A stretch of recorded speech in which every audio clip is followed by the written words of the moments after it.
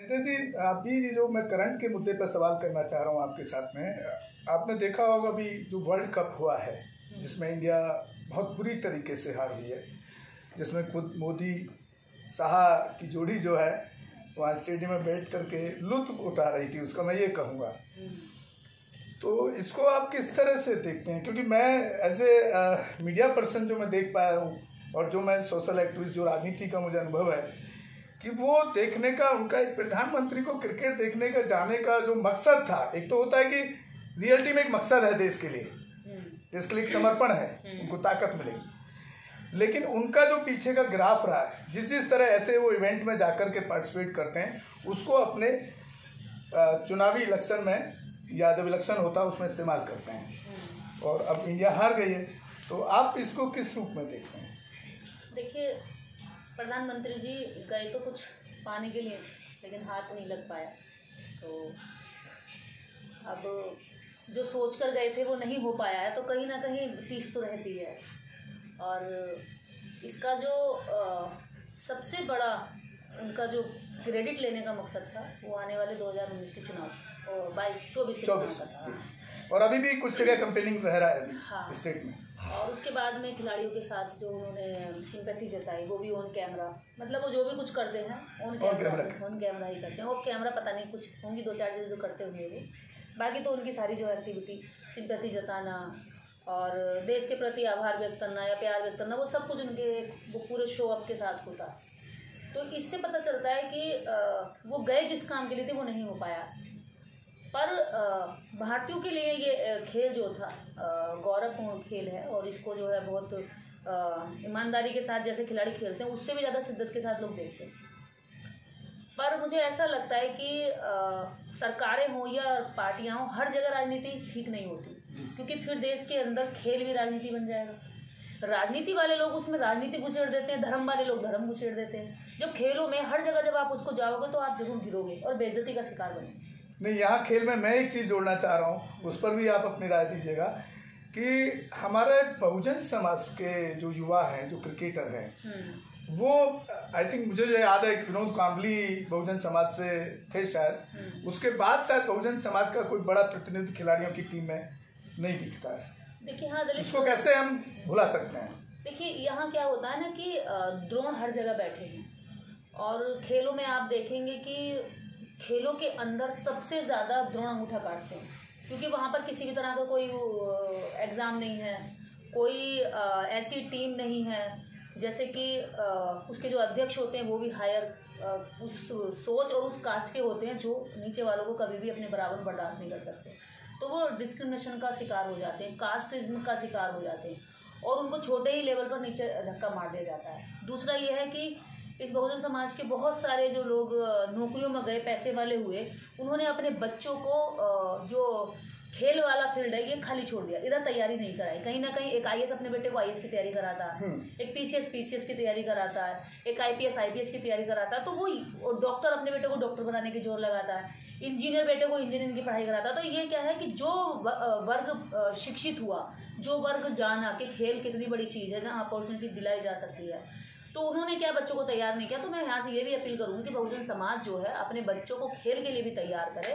केवल नौकरी से ही आपने जो सोचा कि जीवन सुधरेगा या हमारी तरक्की होगी, वो एक सीमित सोच थी। इसके अलावा भी देश के अंदर बहुत सारे फील्ड है जहाँ हमारे बच्चों को जाना चाहिए। तो बहुजन समाज पर ध्यान रखें कि हमें खेलों में भी जाना चाहिए।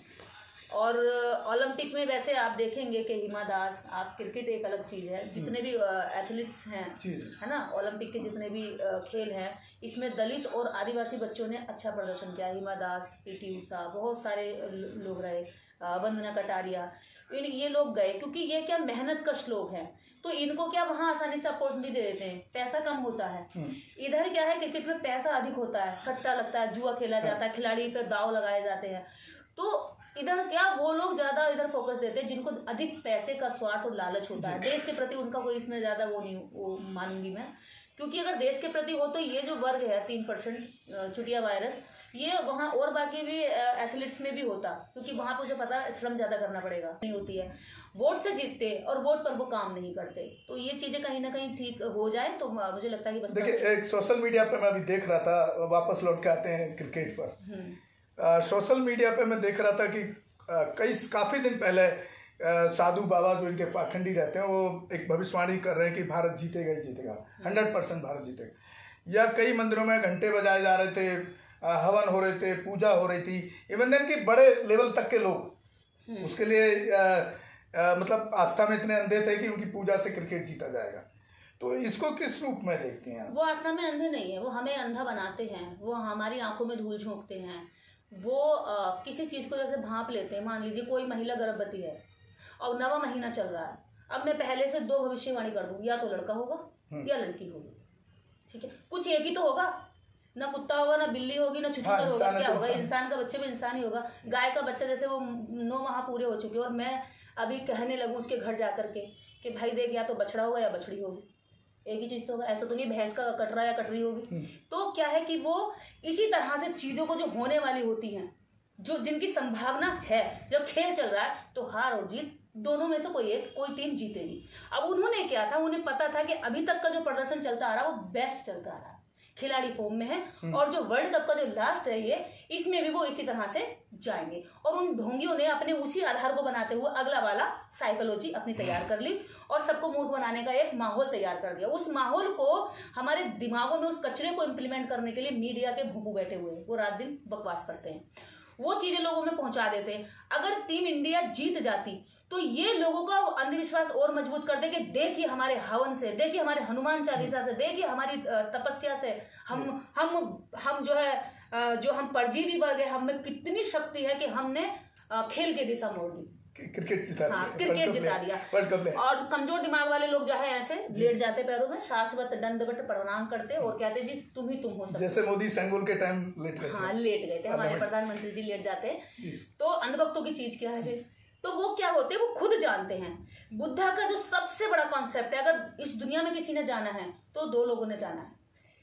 पहला तो, और भारत की अगर मैं बात करूं, लौट कर भारत में आया हूं अपने भारत में, पहला तो जाना है ये संतों गुरुओं ने, जो हमारे रविदास, कबीरदास और बाबा साहेब रहे।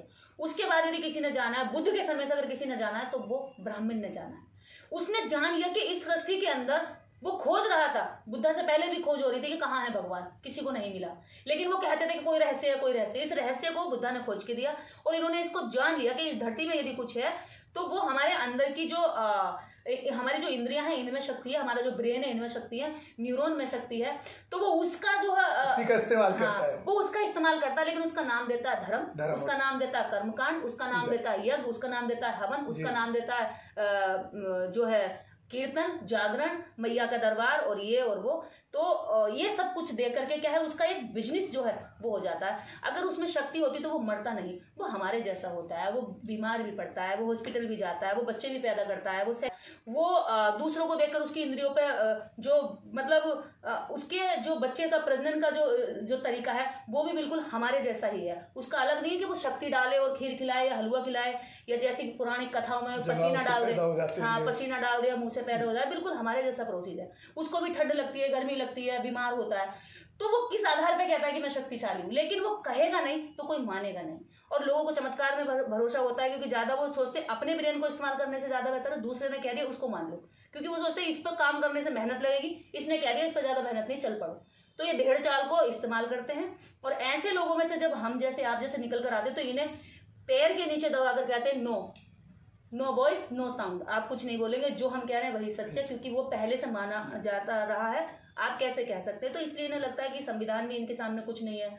हम संविधान का हवाला देते हैं कि संविधान हमें बोलने की आज़ादी देता है, राइट टू स्पीच और एक्सप्रेस।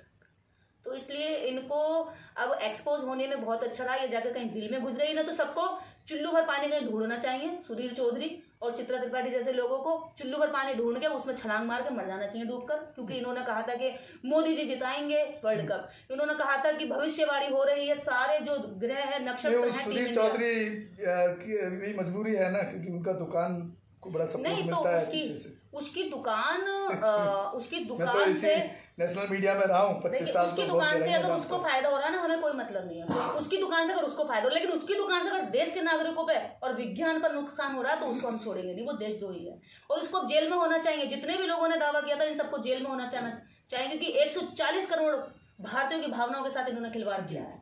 और इनकी जमहूरियत जो अब सामने आ गई तो कोई नहीं बोल रहा, आप कह रहे हैं कि किस्मत बड़ी चीज होती है साहब, किस्मत, अब किस्मत आ गई। जब किस्मत ही सब कुछ होता तो तुम्हारे कर्मकांड का क्या मतलब? यदि इनके कर्मकांड में कुछ फायदा होता या इसमें लाभ होता तो देश जो है, इतनी एजेंसियां, सरकार इतनी एजेंसियों पर खर्चा करती है, रिसर्च करती है, मेडिकल कॉलेज है, इतने सारे सुरक्षा के हमारे सेनाएं हैं, उन सब पे खर्चा क्यों करती? 4 ब्राह्मण हायर करती और हवन करती और दुश्मन को हम यहीं से हरा देते। हम कोई भी खेल में जाते ही क्यों, हम तो पहले ही हरा देते।